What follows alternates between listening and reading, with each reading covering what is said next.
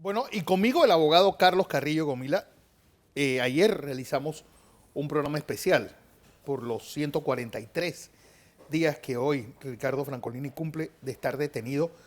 Y esto, pues, con visos de no terminar. ¿Hasta cuándo puede llegar esta tortura y Porque este mira, secuestro político?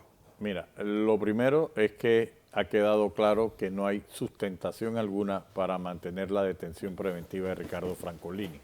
Y eso lo estamos viendo por el desgaste que está asumiendo, no tan solo el Ministerio Público al establecer una orden de detención contraria a la práctica, a la ley y violatoria de todos los elementos judiciales correspondientes. Esa es una parte. La segunda parte es que el órgano judicial no ha evacuado poder darle las garantías a una persona que no tiene razón de estar detenido. Las dos acciones iniciales están siendo demoradas en algún caso y la otra fue fallida en cuanto a la fianza que fue pedida. Entonces, en este sentido, también se ha provocado un colapso en el sentido de que el sistema ha sentado un precedente que permite que cualquiera persona pueda ser detenido sin una eficaz tutela jurídica o con la percepción de que hay intercepciones de otros factores reales de poder en la justicia. Ese es el efecto que ha causado la detención Francolini en el sistema de justicia en general. Frente a eso y los eventos que se están sucediendo aceleradamente, pareciera que no es congruente la actuación, ya no tan solo en el caso específico, sino frente a otros casos. Definitivamente se ha perdido la brújula de que en la caja de ahorros no se perdió un real. Entonces ya resulta repetitivo e increíble que tú digas, yo tengo una persona detenida por peculado, pero no se perdió un real. Y volvemos al principio del 12 de octubre del 2016, cuando la fiscalía dijo, detengo a este hombre porque se robaron 7 millones de dólares en la caja de ahorro. Se da una actitud discriminatoria, se dan parámetros de intervención directa de terceros organismos. O sea, por primera vez en muchos años quedó evidencia de la intervención directa del Consejo de Seguridad. Evidentemente, y muchas situaciones de acceso a la defensa, de la exhibición pública de personas vinculadas, de la tortura. Entonces, todos los efectos de esto que al final se ha concluido como un secuestro de una persona, ser rehén del sistema, está provocando un colapso más cuando si tú detienes a Francolini, tienes que detener a cualquier otra persona y no hay una garantía procesal que permita la seguridad jurídica. Entonces, el efecto se ha contaminado el sistema de justicia y hay que buscarle una salida pronta para efectos de que se dé un proceso de conformidad a la ley. Pero si esto era el ejemplo del gran caso que tienen en cuanto a una serie de especulaciones públicas, se produce un choque entre la percepción y el juicio o el proceso.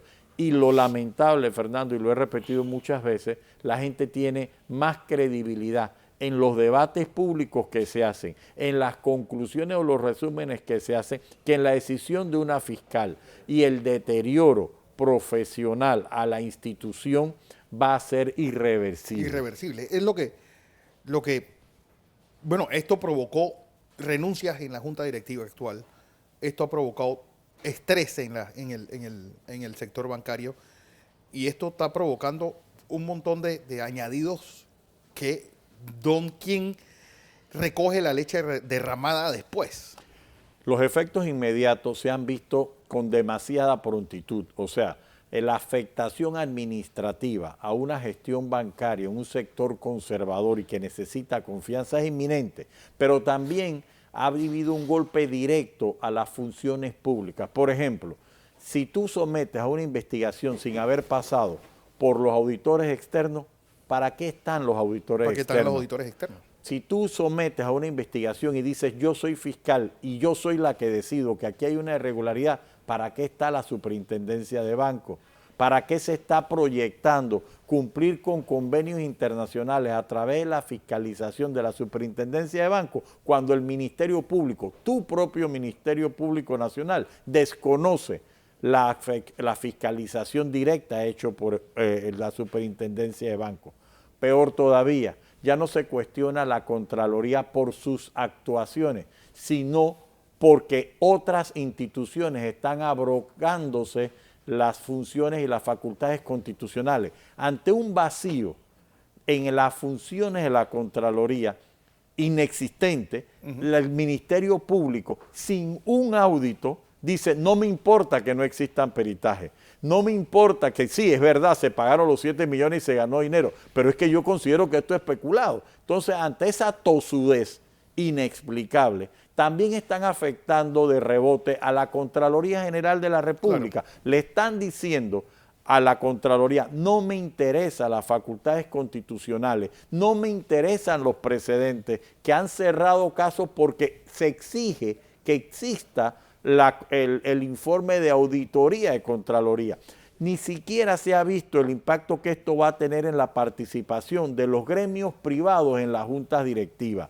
¿Cómo va a verse la persona que está siendo nominada por un gremio que no es parte del gobierno, que hasta hace unos años no se consideraba servidor público y que ahora vea estas interpretaciones antojadizas o coyunturales que obligan a que cualquiera persona que ejerza un cargo, aunque sea ad honorem, ad hoc o por una designación de un gremio, entonces quede bajo la responsabilidad de ser funcionario público? Y por otro lado, sin tener que ver con la administración directa, responder por acciones de investigación de que si el desembolso se hizo en un tiempo, de que si la persona que obtuvo el préstamo y lo pagó, para qué lo utilizó, que qué beneficio y porcentaje ganó. Cuando se develan cosas que el propio secreto y la confidencialidad bancaria son sus cimientos, se destruye la operatividad y el gobierno como operador del sector financiero se comienza a envenenar. Vuelvo y te repito, ¿cómo se ha de sentir un juez que va a ver este expediente donde no hay ni siquiera una auditoría que diga hubo irregularidad alguna? Nada, ni siquiera los propios peritajes. Más aún, el grito y la presión por encima de la ley de que la Caja de Ahorro se convirtiera en querellante fue deshecho cuando los propios rectores de la Caja de Ahorro dijeron no lo vamos a hacer.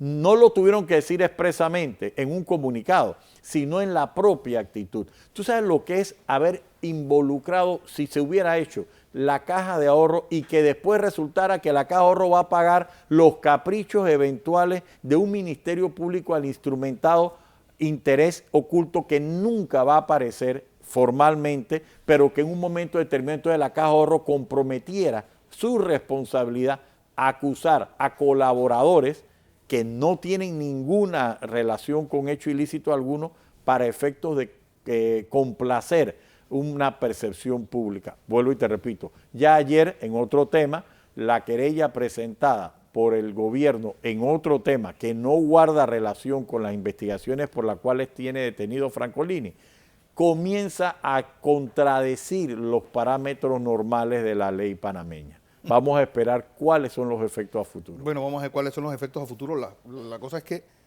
¿hasta cuándo llega esta tortura? Lo importante, bueno, ¿hasta cuándo? Ya será el destino que lo defina. Lo obligatorio para abogados y las partes es, primero, sobrevivir y segundo, agotar todos los recursos legales para hacer llegar al puerto del derecho la situación de la Caja de Ahorro. El órgano judicial y el Ministerio Público deben saber que ejercer la justicia de esa manera va a rebotar en efecto negativo. En efecto negativo. Don Carlos Carrillo, como siempre, un placer tenerla aquí. Gracias por la oportunidad.